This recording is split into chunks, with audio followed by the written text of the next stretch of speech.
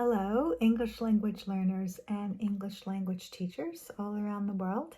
I'm Annette Cook at Beautiful English with one more poem today to share with you to help us relax and enjoy and tell our stories as we learn English.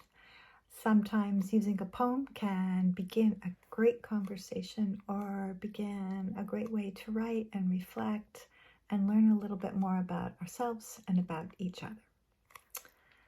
Sometimes, though, I don't know about you, but I worry about my mistakes, and I've noticed many students and teachers also worry.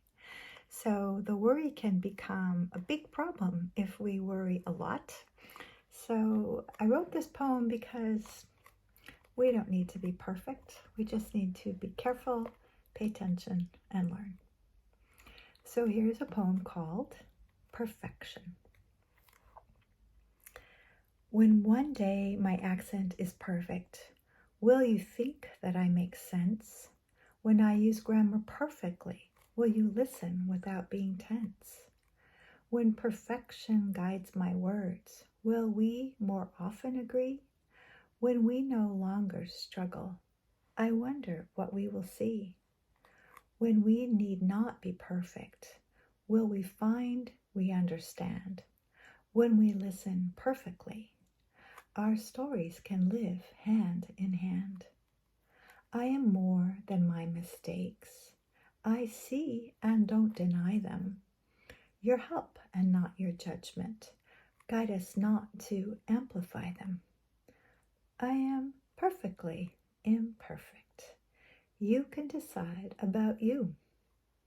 I accept my flaws, then reach for connection each day anew.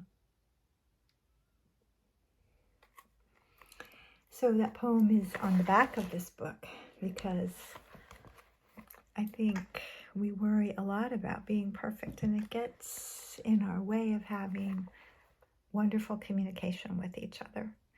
So I always like to offer a question for conversation or for writing practice or discussion.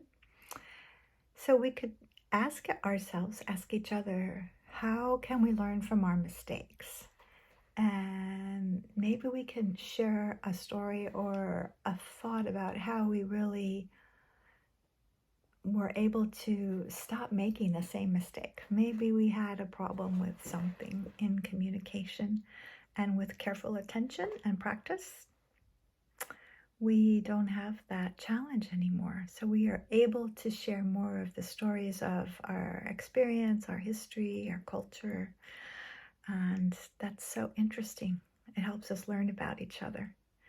And so that's it for today. I'll see you next time. And I always like to use this word beautiful, but today I will say, please have